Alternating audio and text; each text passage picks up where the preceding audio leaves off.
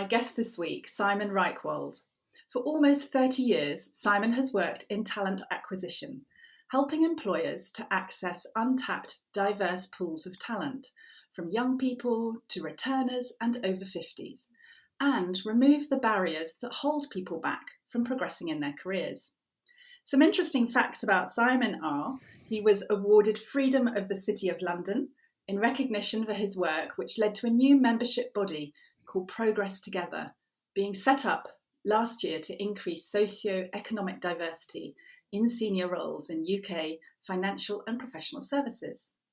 He's also a fellow of the Institute of Student Employers, where he helps shape the apprenticeship strategy for member organisations.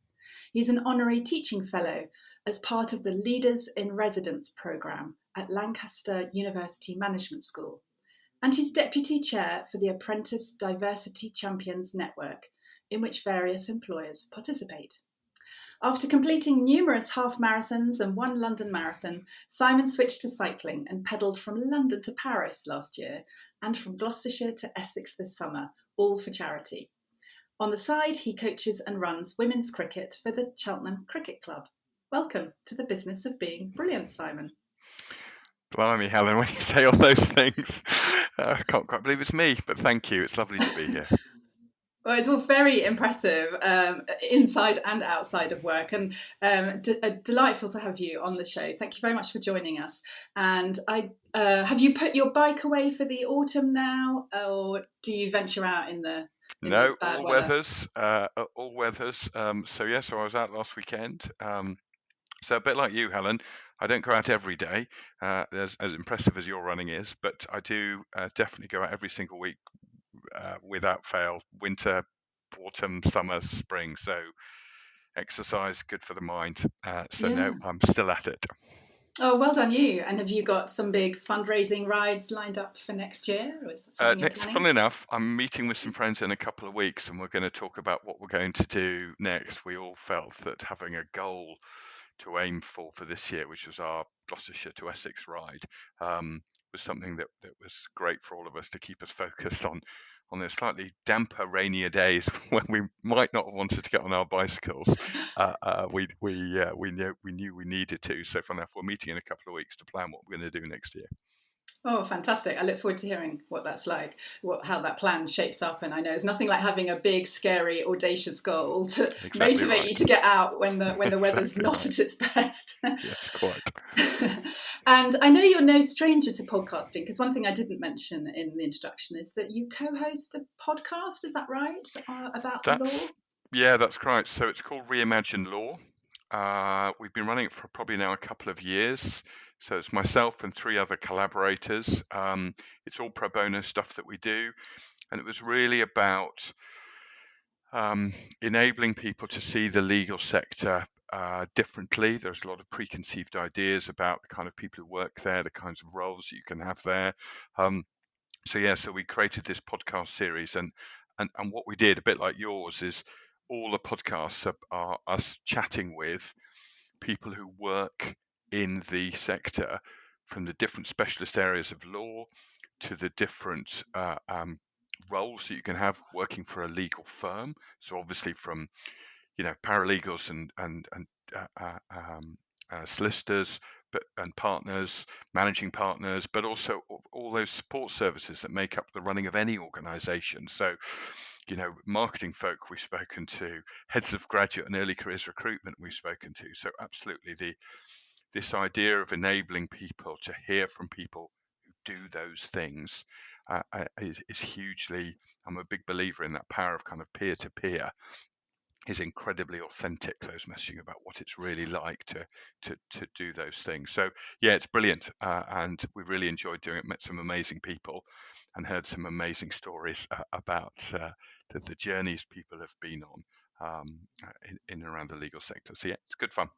Great. Well, glad to hear you enjoy it so much. And I had a look at all the different episodes, and it is a fantastic range of topics. So anyone listening who is thinking about the law, or thinking of making a switch into the law, or curious about maybe a sideways move, there's some really fantastic resources there in terms of the conversations and, as you say, kind of hearing it from the horse's mouth, people that do the job day Yeah. in, day out. So fantastic that this didn't exist. I think back to when I was the last year that did O levels. They then became GCSEs, but you had to work really hard to get some work experience. And the whole podcast didn't exist then. So it's incredible that you can offer that kind of at your desk learning now. And Exactly, and that on the move learning as well. I think is so important in those podcasts. Just enable people just to plug in their earphones and listen to all kinds of content that and help with their learning in a really agile way. The way we learn has changed really dramatically as a result of technology in a good way. I think makes learning more accessible, and podcasts are one of the examples of that. Yes, definitely. So for today's conversation, we're going to be talking very much about early talent and how you help people get into jobs and then thrive in those jobs and progress in them, etc. Can you tell me, how did you decide to focus on this whole sector and question in your career? And I'm just going to briefly mention your wonderful job title, Chief Progression Officer, because we were just chatting off air before we started about why you chose that job title and why it's important to you. I wondered if you could share that with listeners.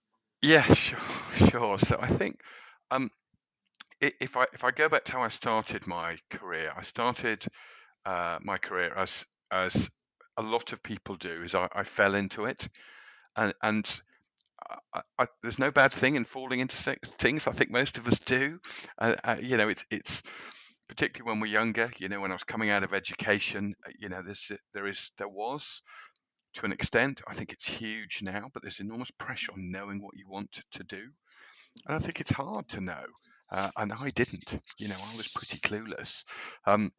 And I was doing various jobs, and I happened to be approached about an opportunity, which was to recruit and train graduates to go into sales roles.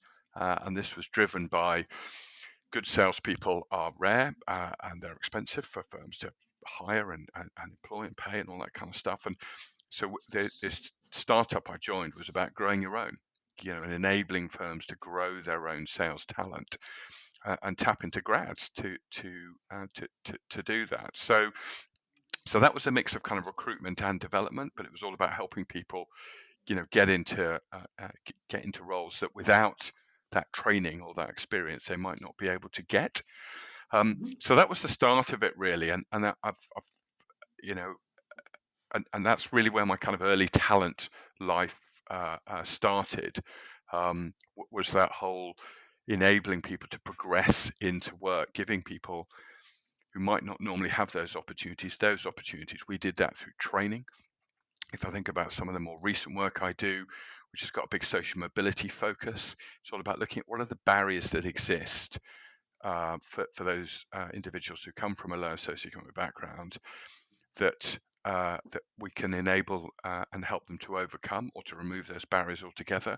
Because all too often, you mentioned Progress Together, that membership body that we set up for the financial services sector, and that was very much about recognizing that there's all this amazing talent, but because they don't move in the right circles, because they don't speak and go on the same kind of holidays and all those kinds of things, that their ability to progress is so much slower. So the research from the task force that led to Progress Together being set up was that, if you come from a lower socioeconomic background and you work in financial services, your progression is 25% slower.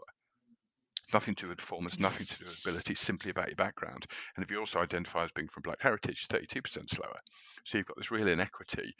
And so looking at how do we enable both individuals to address those barriers, but also what can firms do to remove those barriers so that it really genuinely is talent and performance drives your progression.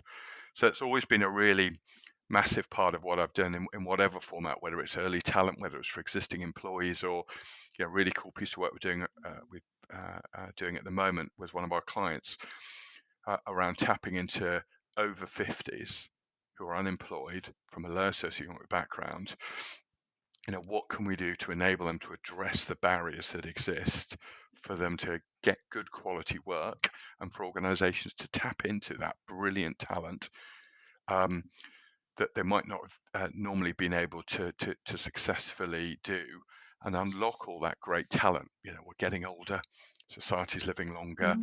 Mm. I saw a stat recently that in 2 years' time, almost 50% of the UK workforce will be over 50.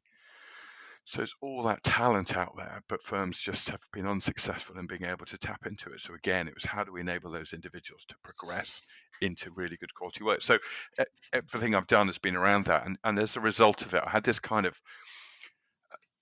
that's examples of work I've done. But I had this epiphany about 3 years ago, where I realised I'd done all this work helping people get into work, but I'd completely overlooked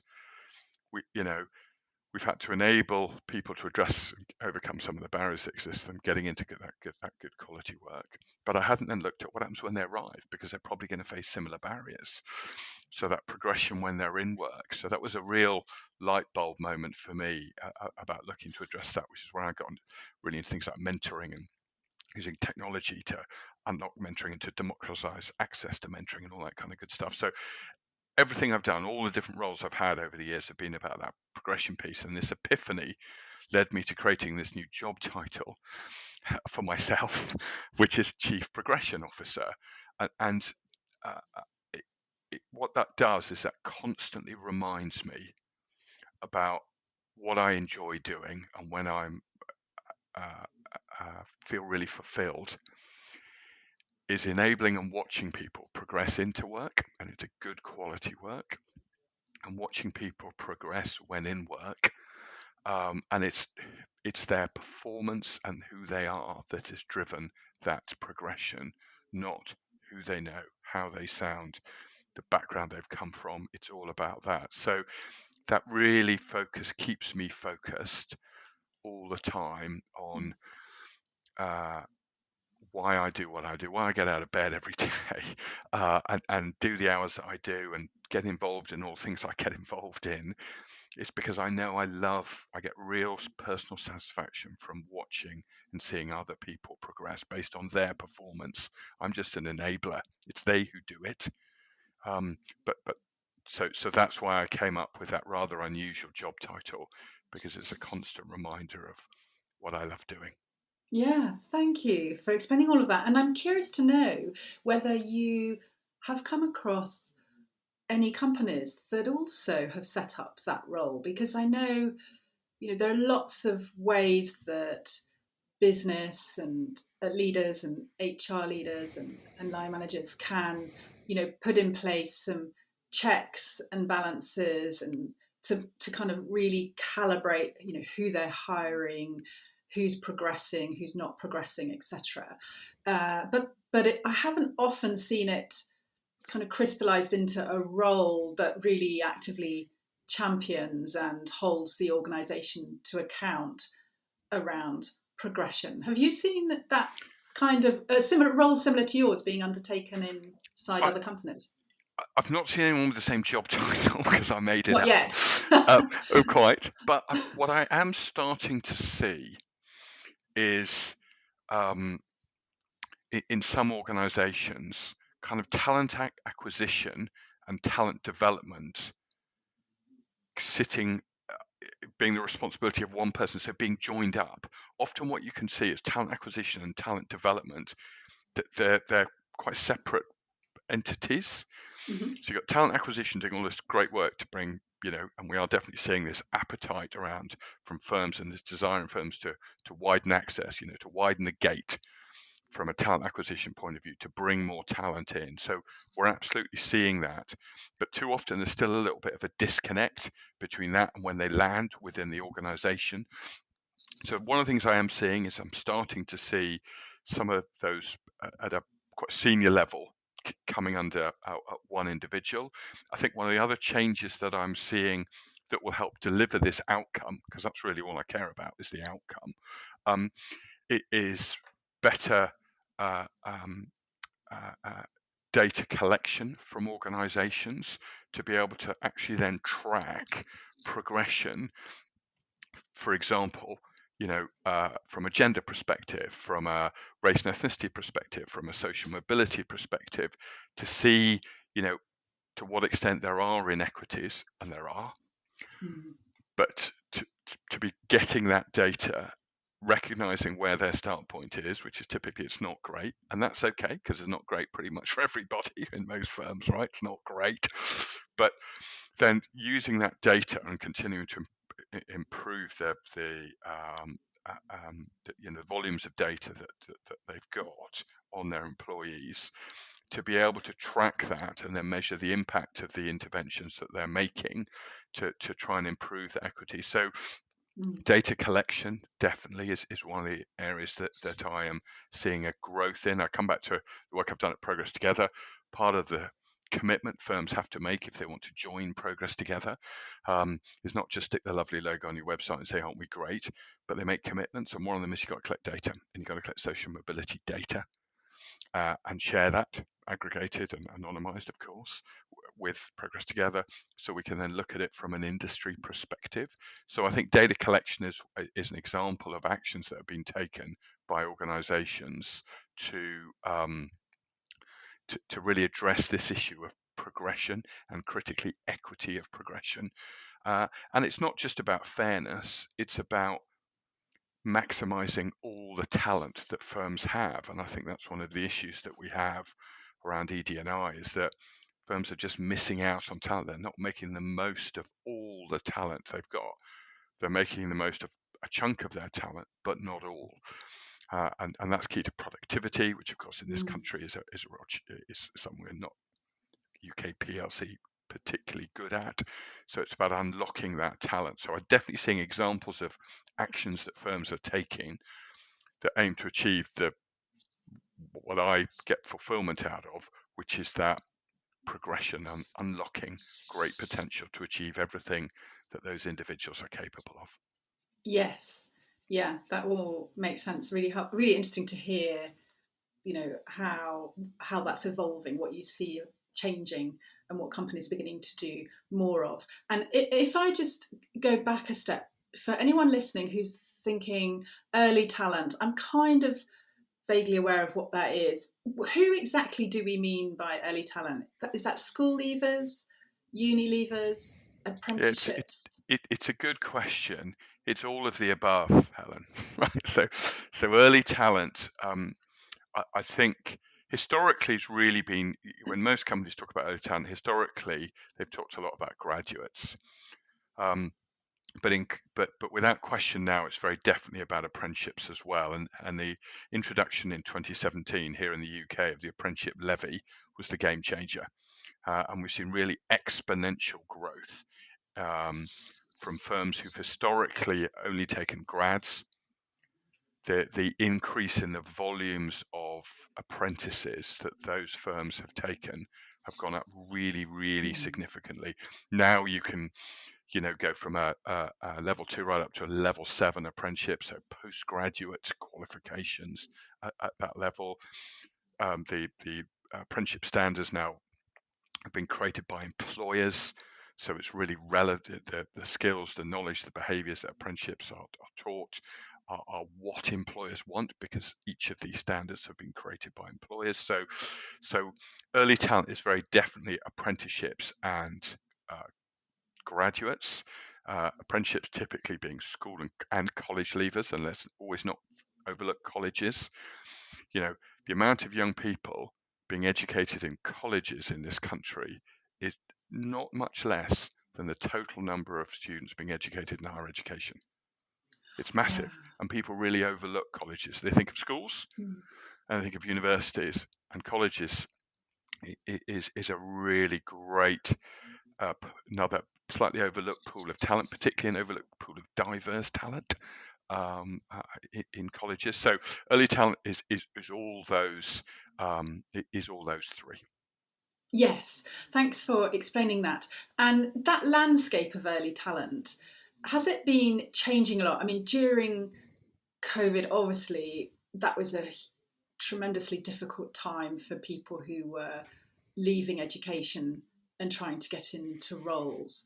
But My sense is, and this is completely not based on any scientific research, but I guess anecdotally what I hear and pick up is that people are really reconsidering the university route much more thoughtfully, and actually numbers might be going down going to uni. And also I hear and know of young people who are leaving, who may be academically very strong and choosing to go into an apprenticeship in an organisation and do their A levels and degree studies there because they want to start earning. They don't want to stay in academia. They want to get into the real world a bit. How is that, if that picture evolving over recent Yeah, years? it's a really good question, and there's no doubt it is changing. So a number of things are driving that change. One I've mentioned already was the introduction of the apprenticeship levy and these apprenticeship standards. Now, apprenticeships are no longer just about blue collar work. They are absolutely, but they're also about white collar work. So in terms of the different levels of apprenticeships, and the analogy I always talk about to really get people to see apprenticeships differently is there is now no longer a career that you cannot access through the apprenticeship route, and the two kind of bastions of that, I guess, from a UK British societal view, is you can now become a lawyer and you can now become a doctor through the apprenticeship route. That is how much apprenticeships have changed. So there isn't a career you cannot access through the apprenticeship route. So I think that's one of the catalysts for this change that we're starting to see. The other is growing university tuition fees. Average university debt for someone who leaves a 3-year course in the UK who've paid tuition fees, so in England who've paid tuition fees as high as they are, is just over 50 grand. That is a Massive. significant amount of debt for a young person to leave education with, and which they will then start paying back. Once they're earning 25 grand, I think it is the threshold where they then start paying that money back. But it's a really significant amount of debt. And the other thing that's happened is that the big change from my time, which is obviously a long time ago when I left university, is a university degree is no longer a guarantee of a job. Indeed, getting a first or a 2-1 is no longer a kind of ticket to a great job. And there are a number of reasons why that is. One is something like over 70% of graduates leave university with a first or a 2-1. So it doesn't make you special. Mm. There are a lot of graduates coming out of UK higher education. So we're finding a lot of young people come out of university with a degree, with a 2-1. They've worked hard, done all that stuff to get a 2-1, and good on them for doing that, or got a first, fantastic. And they're not getting a great graduate level job, and that's really dispiriting, very understandably for them. So there's that's another reason why we're seeing change, and more young people looking at apprenticeships as a route, because obviously if you do a degree level apprenticeship, for example, it'll take you longer, might take you 5 years, might take you 6 years to complete that, but you're working, you're earning, you get a degree level qualification at the end of it from a university. Okay, so you'll get that degree certificate at the end of it, but you've got no debt, and in fact you've been Yes. earning all that time. So for all those reasons, it is that's driving the change. And I think the other thing that's really driving the change, and I was at an event last night and they were talking about it, is when companies look at talent, the signs is they're moving away from this obsession with, when they hire people, of qualifications, and becoming much more focused on skills. What are the skills you've got? Because there's a real skills gaps that I've been in the world of talent, say, for 30 years, and we talk about skills gaps during all that time, but it seems to be really, really in focus at the moment, and I think driven by tech. But skills is a massive focus. This aging workforce, retiring, post-COVID. You talked about COVID a moment or two ago, Helen. What we see post-COVID, There's a huge number of people retiring early. So the volumes of economic inactivity in the UK is a real problem for UK government because of tax Yes. income coming out, but the amount being spent is going up. So skills is a massive focus, and apprenticeships are absolutely all about that. They're about developing the absolute skills that employers need for the jobs that they need going forward. So for all those reasons, without question, we are seeing more and more young people question, when I finished secondary education, my A-levels, my BTEC, my T-levels, whatever it is that I've done, is university the right route? And I think it's a really good, and it's right that they are asking that question, Yeah. because university is no longer the only route to get a great job, or indeed a guarantee of a great job. They have genuine choice now, which I don't think, if I'm being brutally honest, pre-2017, when we didn't have the breadth of standards that we now do, and employer-led standards, all that kind of good stuff, I don't think that option was as credible. But now it very definitely is. And you look at the bigger employers who bring apprentices in, I think the average salary I was looking at stats last night, about 21 grand for someone, for an apprentice enrolling on a higher end degree level apprenticeship. 21 grand, right? I I know know. grads coming out of university earning less than that. Yeah. Okay, Yeah. so not all, don't get me wrong, but my point is, I think there are two very, very, well, in fact, there are three very credible options. University is definitely a good option for some people. Apprenticeships is definitely a good option for other people. Or the other route is just go straight into work. Mm. And to bring this right back to home, that would be my daughter. I've got a 20-year-old daughter. She left college and wasn't quite sure what she wanted to do. So got a pub job to earn money. Realised by earn money, I can buy nice stuff. Yes. And I enjoy Penny working. drops. Exactly. And she's now got this amazing job, working for a big marketing agency, got real responsibility, earning more money than most grads do. And she's 20 and she's just Yeah. got a job, so I think there are, for young people as they come to the end of their secondary education, there are three really credible options. And there is no one that's the best. It's what's right for that individual. And I think one of the things that employers, I think, and certainly the employers we work with at Connectr, take a real responsibility for, is engaging with young people and enabling them to get good information about those those pathways, so that a young person can make the right choice for them as an individual. And key to that, I think, because of the amount of young people we're talking about coming out of secondary education, is the role of technology to enable young people to access good quality, authentic information to give them those insights. So we talked at the beginning about my Reimagine Law podcast series, authentic insight from people doing it. The technology we have at Connectr enables companies to share insights into the different roles, different pathways, but also, really importantly, for individuals to connect with existing employees in that company doing that job. Yeah. That a young person can connect with and say, what's it really like? What's it like to be an apprenticeship? Or what's it like to be an apprentice in an engineering firm as a woman? And to ask those questions in a safe space and find out what it's really like. You went down the graduate route. How was that for you? What's that? You've gone down the apprenticeship route. So enabling young people to access, and again, coming back to this progression piece, for me, one of the reasons that at Connectr we built our technology was to enable scale, so that anyone, as long as they've got access to the internet, which isn't everybody, I appreciate, but most people do, to get that genuine insight.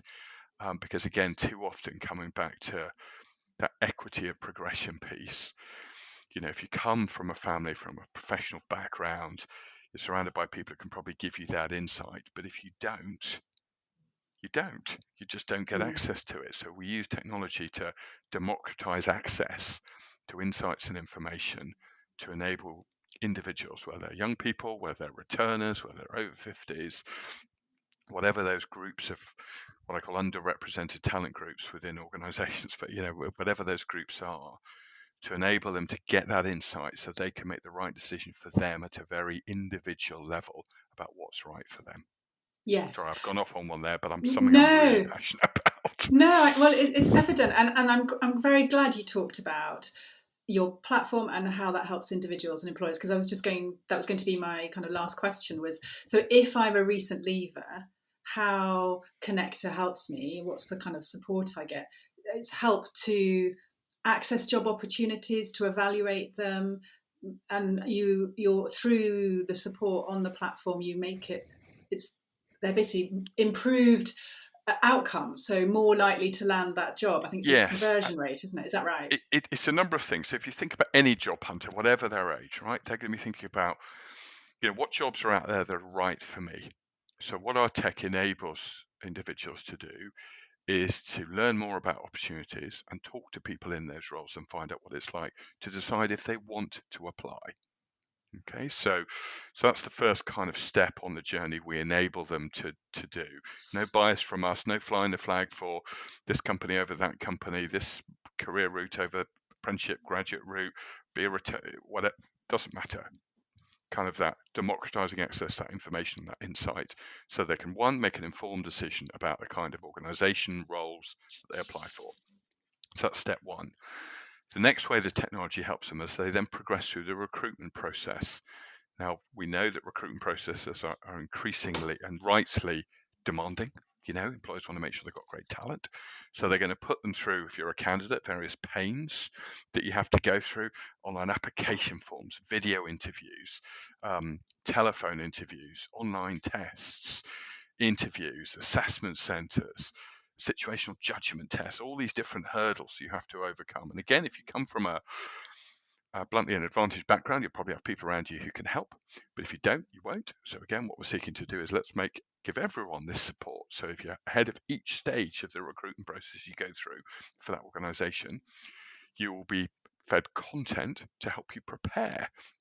If you choose to use that content, that's great. If you don't choose to, that's up to you, but we make it available to everybody so they get that support as they progress through each stage. And what we absolutely see from all our clients who use the platform for their organization is that candidates who engage with content on the platform and engage with what we call digital buddies or digital mentors on the platform, depending on the organization, we see stats of anything between 3 times more likely to land a job if they've used the tech than they hadn't, up to 22 times more likely to get a job for those who've used the tech than those who haven't.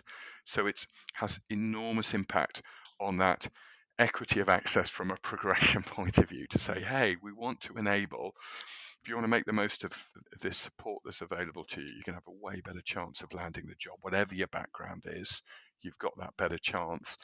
And then the final piece of the two pieces of the jigsaw for us is then, having had your offer, we know that good candidates are in demand. So that kind of what we call pre-boarding, so that gap in time between when you're offered a job and when you start, you might get other job offers, other things might happen. So what the tech enables you to do is to learn more about the organization before you land. It enables you to connect with existing employees in the office you're going to go into, in the department you're going into.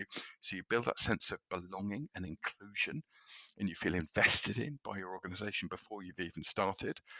So we find what that does is reduce declines and reneges. So renege is when you accept an offer and then turn it down. Decline is when you just say no outright. So it reduces declines and reneges by anything between 30 and 75%. So massive, because it just makes them feel that sense of belonging. And then the final piece of the jigsaw is when you land within the organization, coming back to this epiphany I had about 3 years ago. So when you land in an organization, particularly those who come from less advantaged backgrounds, is your progression can be impacted because you don't have that social and cultural capital, you don't move in the right circles, you don't have the right networks, all that kind of stuff. So this is where we use our mentoring technology to, again, democratize access. So when you land in an organization, or if you're already in an organization, you can find the right mentor for you. You don't have to know them. You don't have to have the courage to approach them in real life perspective. These are people the mentors on the platform are people who've put their hand up and say, yeah, I want to mentor people. So they're already receptive. Smart algorithm matches me to people who can help me for what I'm specifically looking for. I can connect with those individuals, find the right mentor for me, choose the right mentor for me, who can then help me move my career forward. Because we know that mentoring has huge impacts on people's career progression. So mentees are 5 times more likely to be promoted than people who don't have a mentor. And the bit that always surprises people is mentors themselves are 6 times more likely to be promoted than people who don't mentor others. So both parties really win out of this. So we use technology to, again, come back to that progression piece that I was talking about, enable anybody to progress when they are working within an employer organization. And that's, as I said, my epiphany, that whole journey now, that enabling individuals to progress into work by leveling the playing field and using tech to support them, and then when they land, again using tech to enable them to access one of the critical tools that really help you progress your career, which is mentoring. Wonderful. Thank you so much for explaining that whole end-to-end process. It sounds incredibly powerful, and I love the evidence of what you measure and how you can prove the effectiveness of your support and your technology for individuals, but also for your clients who are employers. So if either of individuals or employers or people do hiring are listening and curious to find out more, what's the best way for them to connect with you and Connectr? Where should they direct themselves? Yeah, so absolutely, I'm always happy to chat with people. I'm happy to chat with people for a number of reasons, because I always learn new stuff talking to new people. And one of my mantras in life, Helen, is you have to give to get. So I'm always really happy to share insights, share what I know with other people, because I find the world is a wonderful place, and it will give back to you in very unexpected ways often, and not from where you've done the giving. You don't necessarily get the getting, but something just comes at you for doing that. So definitely connect with me. Individually, always happy to chat to people, but also come find out about Connectr, which is connectr.com. So really easy to find us to do that. And I can share all the other things that I've been involved in. And you mentioned some at the beginning, the Institute for Student Employers, the Apprentice Diversity Champions Network, my task force work and progress together. I'm really happy to then connect people up to those organisations as well, and get all the benefits that they can offer. So Fantastic. Always happy to share, but always start with me.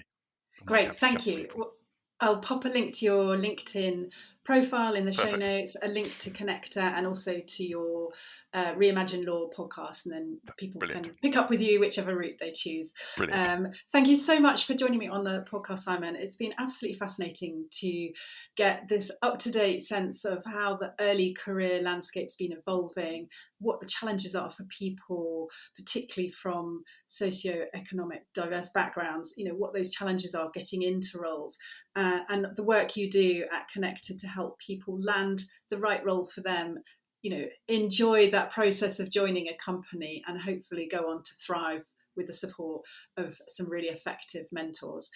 You've been a brilliant guest. Thank you very much. Helen, listen, I appreciate the opportunity to chat with you and to share, so thank you.